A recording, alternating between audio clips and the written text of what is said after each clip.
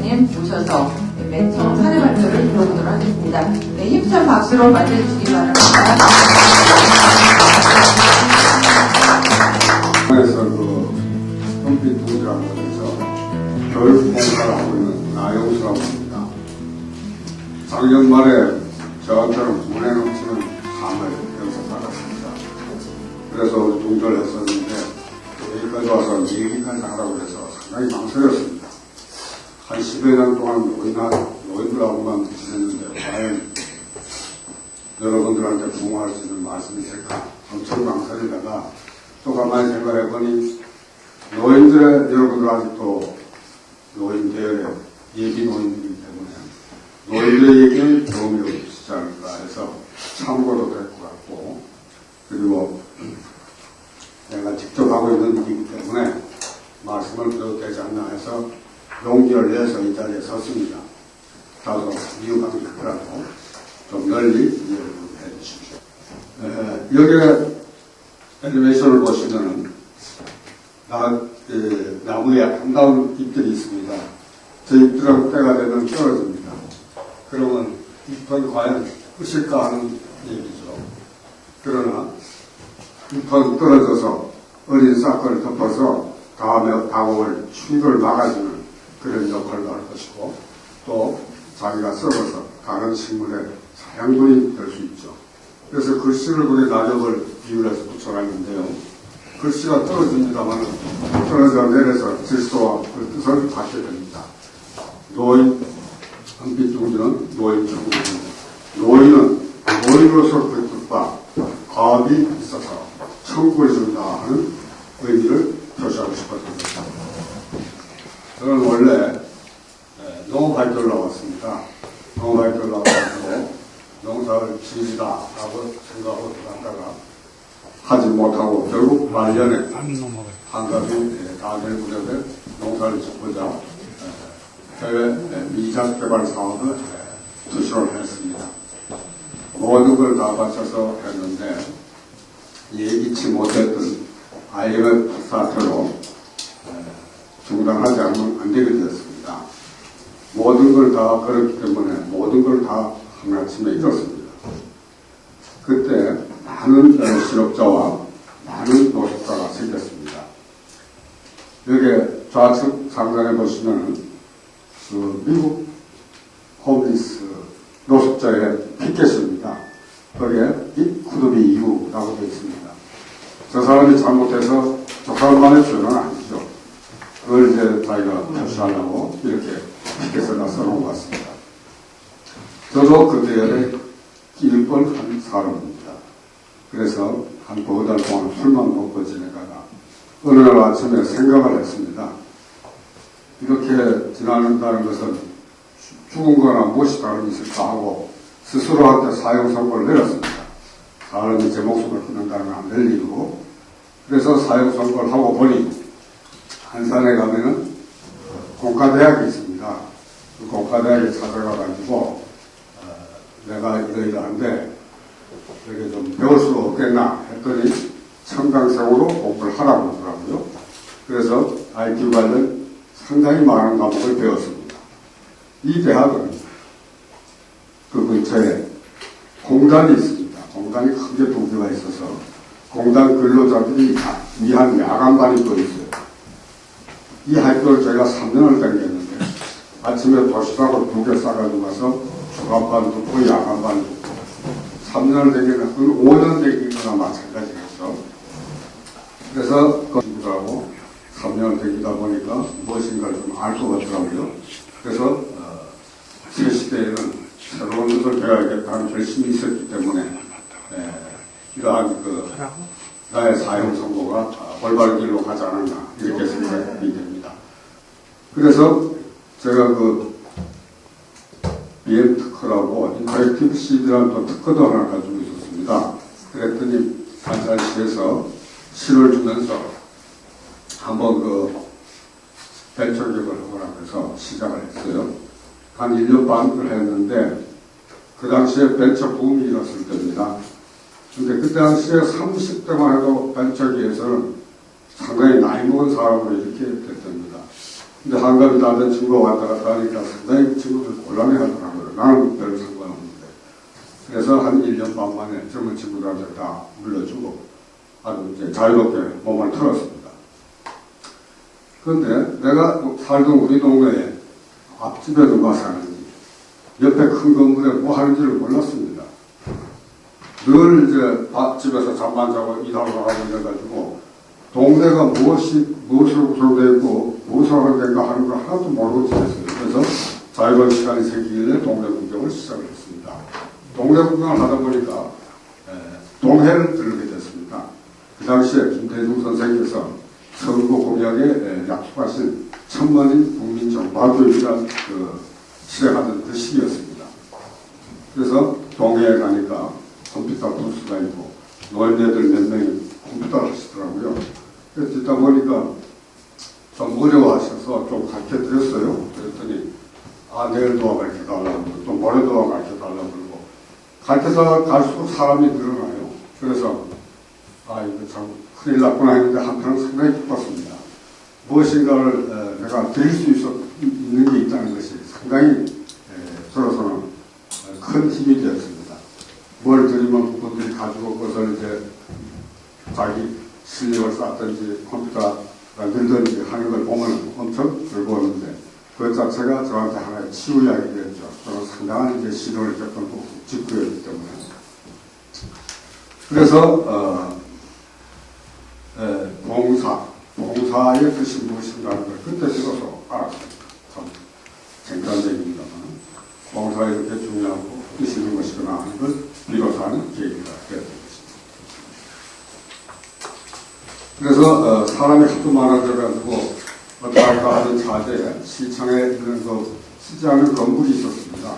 한 35년 동안 판결했던 건물인데 우리 보고 교육장을 쓰라고 해서 그런 교육장을 확보하던 차제에 안산에 한양대학이 있습니다. 한양대학 캠퍼스에서 쓰던 그 무력 PC를 갖다 100대를 주셨어요. 그래서 그걸 갖다 놓고 40대나 되는 컴퓨터 교육장, 40대는 굉장히 큰 교육장입니다. 중국의 제일 큰 교육장을 가봤는데 40대였습니다. 그 40대에 컴퓨터를 놓고 교육장하고 60대를 이제 경로당에 다 나눠뜨려가지고 그 2001년 9월달에 본격적으로 시작을 하게 되었습니다. 그러다 회원님들이 2003년에 비영리 민간단체로 등록을 하자고 해서 등록까지 해서 경기도에 등록된 NGO가 되었습니다. 지금 현재 회원은 178명이고 수료생이 약 5,000명이 넘습니다. 30평짜리 교육장 한 개뿐인데 사무실도 조그맣게 있습니다만 기초에서부터 고급에 이르기까지 모든 과목을 치료하고 있습니다.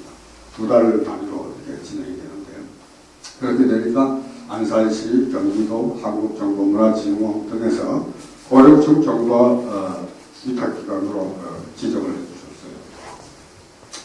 그래서 이러한 과정에서 저 스스로 그 어려웠던 아이노트 사태에서 2000년대죠. 그때 나는 새로운 노인으로 태어난 것입니다. 죽고 싶을 만큼 처절했던 패배가 있었죠. 그러나 그것은 어디론가 가버리고 그 폐허 후에 새로운 의미와 새로운 일들이 가득 차게 될 것을 확인하게 되었습니다. 은빛둥지는 제 말을 많이 하라고 하는데 제가 결국 은빛둥지하고 새벽 5시부터 밤 12시까지 일합니다. 그래서 은빛둥지가 전부다 결국. 그래서 제 얘기나 은빛둥지나 거의 같이 나오게 되니까 미안을 드립니다. 이렇게 필요에 의해서 노인들의 필요에 의해서 이러한 은빛둥지라는 단체가 생겼고 이것은 자생적이고 자립적인 것이죠. 정부의 공식적인 하나도 없습니다. 지자체나 무슨 정부 부처나. 그런데 우리는 순수한 NGO로서 자생적이고 자립적으로 해나갈 수 있다는 것입니다. 그래서 우리는 IT 기반으로 된 노인들의 평생학습원이라고 부르면서 우리의 카리큘럼을 굉장히 중하게 여기고 있습니다. 그 중에 이 2가지가 있는데 방금 받으신 도록은 지난 6회 2011년 12월 달에 있었던 6회 사진전입니다. 카메라만 있어가지고 사진전을 하고 또 그걸 배경으로 해서 동영상관을 들어왔고 이 두 가지가 앞으로 중점적으로 저와 관련해서 얘기를 해보려고 합니다. 오른쪽에 미녀들이 많이 있습니다만 이 어른들은 초창기에 흡기둥지의 창립 회원들이십니다. 동해에서 만났던 바로 그분들인데 어떤 분은 흡기둥지 잘 모르는 분들은 저보고 회장이라고 그러기도 해요. 그런데 내부에 계신 분이 90대 자신 할머니로서 회장님입니다. 지금 그 밑에 80대, 70대 말 충충시하고 계시기 때문에 제가 만약 회장을 하려면 20명은 잘해야 될 거라고 생각합니다. 그동안에 많은 수상대역이 우리가 수상을 해왔습니다. 못난 사람이 제 자랑한다 합니다만 그러나 이 두 가지만은 자랑을 하고 싶습니다. 그 첫째는 2010년 대한민국 평생학습 대상을 탔습니다. 그리고 2011년에 해피 시니어 어워즈 바로 여기서 상을 탔습니다. 이 어지러운 세상에 희망을 뿌리는 희망 제작소의 상이기 때문에 참으로 자랑스럽고 어디서도 자랑하고 싶은 이러한 상이었습니다. 10년 넘게 흡기둥지가 걸어온 우리의 길이 잘못 들어선 길이 아니고 또 쉬지 않고 계속 걸어가라는 이러한 격려로 우리는 받아들였던 것입니다. 흡기둥지는 보시는 바와 같은 내용의 교육을 하고 있습니다. 이렇게 우리가 몇 년 동안 계속 진행하는 동안에 이것은 이 교육만으로 끝나는 것이 아니고 초고령 사회를 대비할 수 있는 어떤 방안이 되지 않느냐 하는 어떤 그 대학 교수님이 와서 정리를 해 주시더라고요. 그래서 가만히 생각이 들더라고요. 우리는 실용적이고 적용이 가능한 이러한 교육을 하고 있습니다.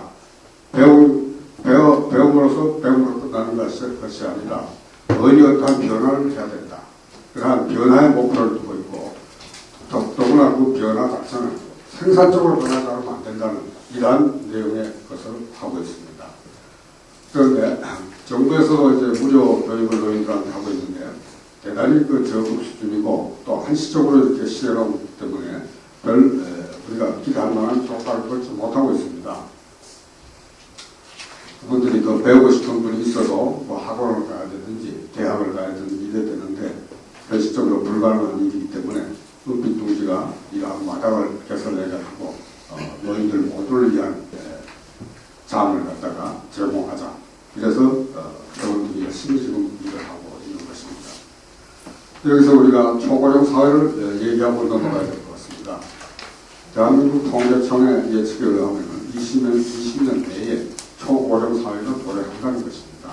정확히 2026년에 인구 5천만에 65세 이상 노인이 1,000만이 되는 시대가 도래합니다. 즉 5명 중에 1명이 노인이라는 얘기가 됩니다. 이 5명 중에 1명의 노인이 되는 시대는 참으로 문제가 많이 있게 될 것으로 생각합니다. 어린이나 전 인구나 노동 인구는 늘어나지 않는데 노인만 늘어나게 된다는 얘기겠습니다. 그 중에 우리가 한 가지 더 짚어볼 것은 2000년에 노인을 한 사람 부양하기 위해서 약 1명이 부담하면 됐습니다. 그런데 초고령 사회에 이르게 되면 3.3명, 약 3명이 노인 1명을 부담해야 됩니다. 부양하는 계층은 노인만이 아니죠. 14세, 0세부터 14세까지의 아동들이, 애기들이 있고 또 장애인, 기타 계층이 많이 있습니다. 이러한 분들을 전부 3.3명이 부담을 해야 된다는 얘기입니다.